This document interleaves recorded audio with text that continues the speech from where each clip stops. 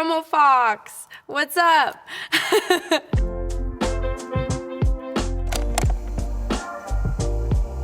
It's funny because the fans react to every little hint that Luke and Mary are gonna be a thing one day. And I love it. I mean, you know, I love the Luke and Mary characters, but I've said before, if they're going to be together one day, then it should be something that happens naturally. Every time Mary and Luke get to connect, it's so funny because it's usually at a really devastating moment, and they're usually there for each other in moments of grief. So I think the two of them share a very strong bond because they really understand and connect over what it means to lose Kate Kane. Is it romantic? Is it friendship?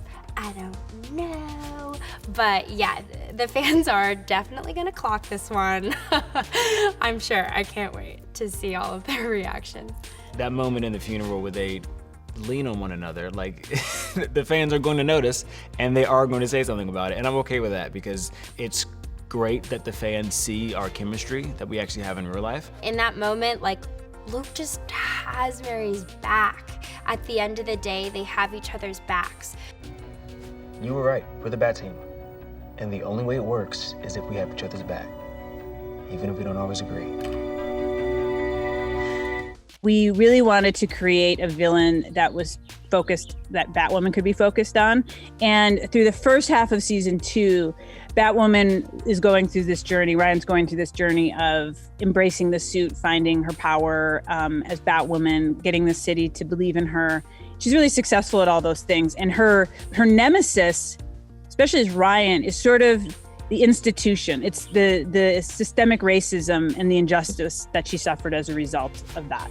We wanted to put a face, like a human face, to her, that sort of conflict. And so what we'll discover, that Black Mask has a very specific agenda for this altered version of Kate Kane. And it's going to affect, obviously, Kate, but everyone in that loves her in a really dramatic way. Black Mask, ironically, has a very similar outlook to Gotham's institutions as Batwoman, as Ryan does. They both believe that all systems can be corrupted. Black Mask is going about dealing with it his way, and Ryan's going about doing it her way. Her way is obviously way more heroic. His way is just crazy, maniacal, bad guy. So it's interesting that both villain and hero have this similar parallel outlook on Gotham's institutions. And they say the best way to change the system is from within. You're not changing crap. And you are? Doing my best. Every damn day. Your best isn't good enough. And I know that better than anyone. My daughter was imprisoned by the Crows and killed by Batwoman. I never killed anyone. But you've taken on the symbol of the woman who did, so tell me, is that change? So my sister Jordan, she gets to come on into the Gotham scene, and for Sophie, I mean, well, it's a little bit of a shock because her first meeting of her sister, like their little reunion, is literally in the back seat of Sophie's SUV. I particularly loved the fact that we are on opposite sides. One's more radical about it, the other one's trying to be more like proper and like this is how we should do. That's Sophie. It just showed and just put a highlight on their dynamic. It's ultimately Jordan that gets under Ryan's skin a little bit and makes her realize that she's doing a lot as Batwoman, but is Ryan doing enough as Ryan Wilder? And look at this girl who's like a young woman who's going up against the police commissioner. Where do you think the money comes from every time we have to clean a building you and your friend's graffiti tag, huh? Got it. So spray paint will get your attention, but not your own officers killing 4 unarmed black men this year alone. It's an elected position, sweetie. You don't like me, run. I think Alice returned to the Cartwright house because that was the place that everything changed for her. You know, losing her mother in that car accident, if she had stayed back, if Kate had gotten her out of that car, I think it was that house that changed her. It was the people and the experiences that happened to her in that house that really made her into the woman you know and love as Alice. And I think there's something that keeps pulling her back there. So I am not surprised that she keeps ending up back in that house. Everything's gonna be all right.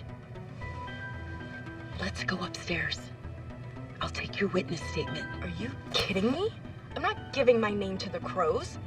I may as well just do a sit down with Vesper Fairchild. Do you have any idea what a huge deal this is? There's no other witnesses. I don't care. The crows don't keep people like me safe, and you know it. I came to Sophie, my sister, for help, not Sophie the crow. I think that there's many reasons that Luke defended Ryan in that one scene against Mary. I think one reason is because he has officially realized that Kate Kane has passed away. So because of that, he now sees Ryan as the new hero of Gotham City, and he needs to trust her because without her, there's no hero.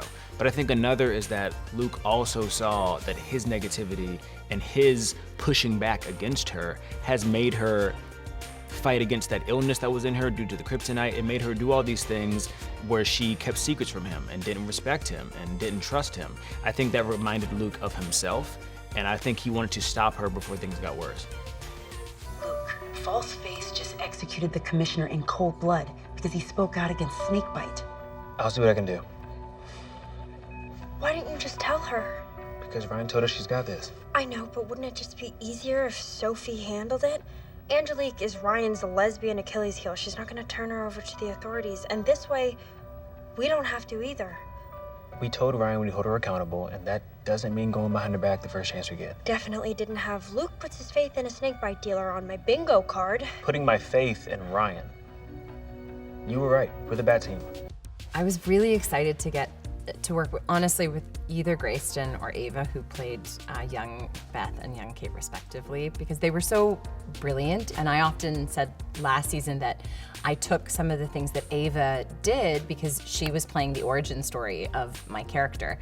But getting to work with Grayston was really fun, and she plays Kate as Kate should be, just very sort of straightforward and frank. And yet it's also, it's not entirely Kate, it's also Alice's mind. So then she's sort of saying all these crazy things and talking back to her and being sassy. What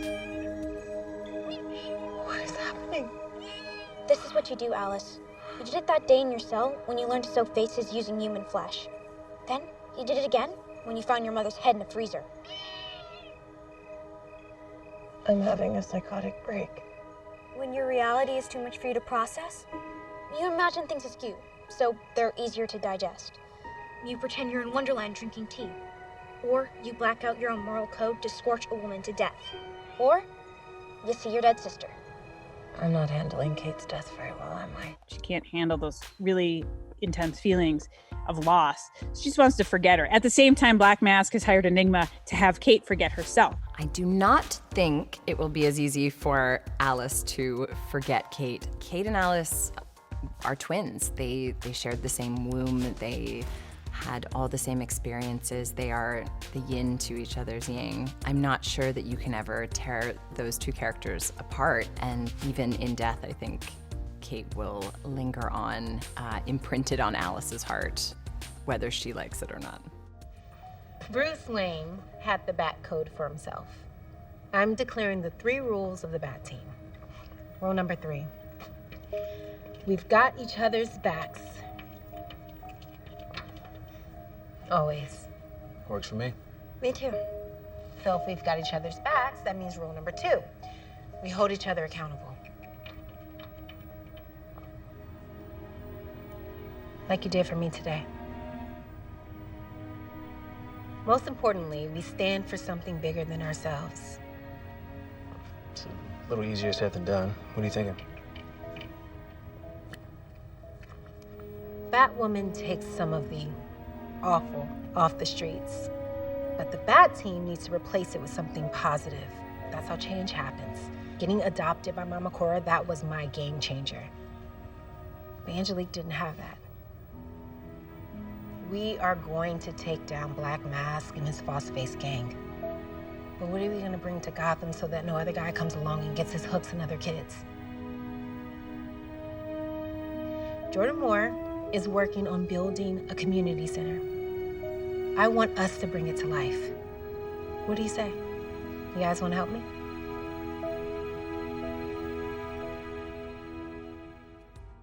In any superhero movie, I love when there's like a moment of like this Bat team really forms. And I feel like in 209, it was one of my favorite things that we've ever shot in the Bat Cave, because we really established the Bat team. Now, Mary doesn't do so great with rules, so I don't know. I know she's following along, but I don't know if she really understands what this means. They will be imperfect, they will make mistakes, but they are committing to try to do better for Gotham and to try and stand for something bigger than themselves. Once Ryan sort of says, I have rules for the Bat team moving forward, I think there is this general sense of things aren't gonna be perfect immediately, but at least we are sitting down, we were one place, and we were discussing us as a team. It'll sort of force Luke and Mary to respect her in certain ways, because at the end of the day, Luke and Mary are the grandfather and grandmother of the Bat team. So now that Ryan is coming into play, she wants to be on the same level playing field. So I think it will help in a lot of ways so that they can sort of see her as an equal from now on.